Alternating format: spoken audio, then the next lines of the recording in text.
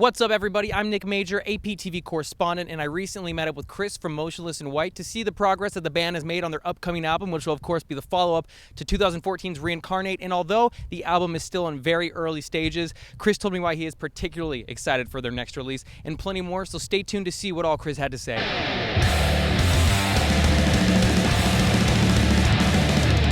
Reincarnate was huge for you guys.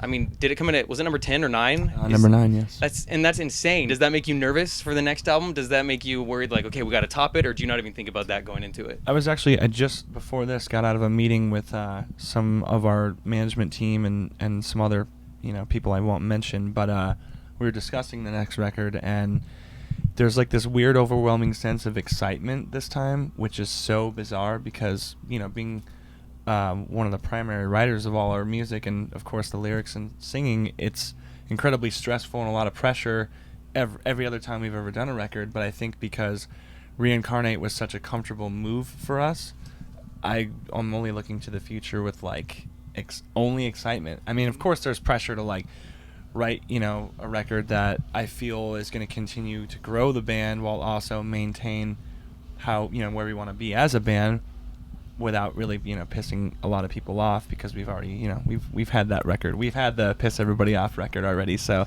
I don't want another one. That ground's been covered. Yeah, we've already made people mad, so I just want to make sure people like the record, and I don't know, I just feel excited about it. Is it pretty well in process right now, the material that you guys have been working on? We have only kind of started more like the perspective portion, we're, gathering where we want to go with it, the goals that we want to accomplish, the types of songs off of Reincarnate that we want to kind of stick to that sound a little bit more. We know the ideas and the goals have been set. We're kind of coming around to the roots of how the band wrote our early material, although I don't like to consider that as even the same band. It was a lot of, multiple members of the band kind of jumping in there and contributing, and this time it seems that more people aside from Ricky and myself are going to be contributing to the record, and that's exciting for me. I mean, Ryan, he's kind of been like a little secret hidden treasure in our band, where he's really good at writing stuff, but he's never, I don't even know how to say it. The opportunity for him to really work on stuff with us hasn't been as present as it is on this record, and he's written some really badass stuff. So it's time for him to let it shine. Yeah, exactly. I mean, he's at a point now where he fully understands where the band is and what I, being the orchestrator of everything and the composer of it all, the big picture of it all, he gets my vision and he knows how to, work within that realm, and I'm really excited for him to kind of shine in this record. That's gonna be cool, because that'll be something pretty new for you guys. It sounds like. I think the fans, I don't really even know how many fans know how our band works like that, where, me and Ricky will write all the music together, and I'm sure there's people that think that all I do is just sing and that's it, but I mean, they don't really see the inner workings of how all the music gets written. But I think that if they did know that it was just Ricky or myself, or if they knew that it was the entire band, fans appreciate when the whole band kind of comes together and makes a record. It just makes it more special, and it's not just them, it's me too. I mean, to know that everyone has a chance to kind of get in on this record and make it really, really big for our band. It's exciting. So you guys was it Dan Corneff was producing the last album alongside you? Yes. Anyone in mind for this one? Are you going to go back to him? You guys still thinking about? I mean, Dan's going to be my first pick for the rest of my life, just because I've never had a more comfortable experience than working with him. Him and the other studio assistant, Alex, both of those guys made the record just as much as I did, or Ricky did, or whoever. They made me feel so comfortable in the position I was in. I was there for 2.5 months, and it's the same place working on a record that it gets really stressful, and they did everything they could to make me as comfortable as possible. I'm a gigantic hockey fan, so the playoffs were happening while I was there, and they were just like, go watch hockey, dude. Take a break, man.